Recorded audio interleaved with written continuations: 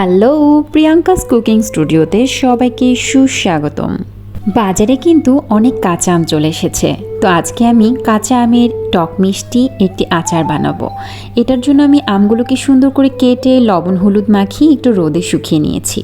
এবার প্রথমে আমি একটি মশলা তৈরি করে নিব। এর জন্য আমি নিয়েছি শুকনো মরিচ, মৌরি, মেথি এবং ধনিয়া। এগুলোকে ভালো করে টেলে গুঁড়ো করে নিতে হবে।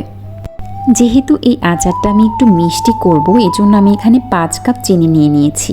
ফোড়নের জন্য নিয়েছি 2টো তেজপাতা, কিছু শুকনো মরিচ, ঝাল অনুযায়ী ধনিয়া, মেথি এবং মৌরি। এবার কড়াইতে সরিষার তেল দিয়েছি 1/2 কাপ। এর মধ্যে বাকি মশলাগুলো দিয়ে দিচ্ছি। কিছুক্ষণ নাড়াচাড়া করার পর যখন সুগন্ধ বের হবে তখন আমি সেই শুকনো আমগুলো দিয়ে দিব, যেটা আমি আগে থেকে কেটে ধুয়ে রোদে শুকিয়ে নিয়েছিলাম। এটা দিলে পরে আচারটা অনেক ভালো থাকে। তো কিছুক্ষণ নাড়াচাড়া করব। নাড়াচাড়া করার পর যখন দেখব যে আচারটা একটু নরম নরম হয়ে গিয়েছে, তো তখন আমরা এখানে কিছু লবণ অ্যাড করব।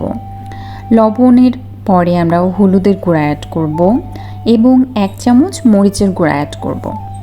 এরপর এই মশলাগুলো ভালো করে নাড়াচাড়া করে এই আমের সঙ্গে মিশিয়ে ফেলব।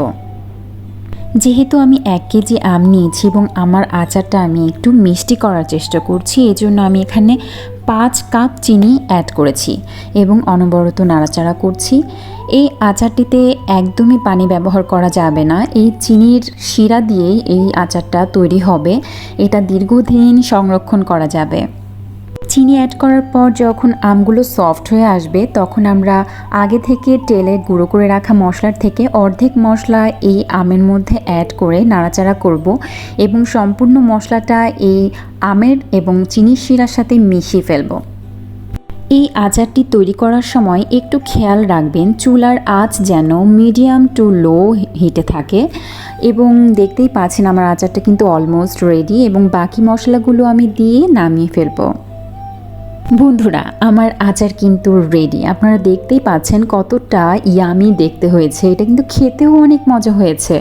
আপনারা বাসায় অবশ্যই তৈরি করবেন। আর আমার এই ভিডিওটা যদি ভালো লাগে অবশ্যই একটি কমেন্ট করবেন এবং লাইক দিয়ে আমার পাশে থাকবেন। ধন্যবাদ।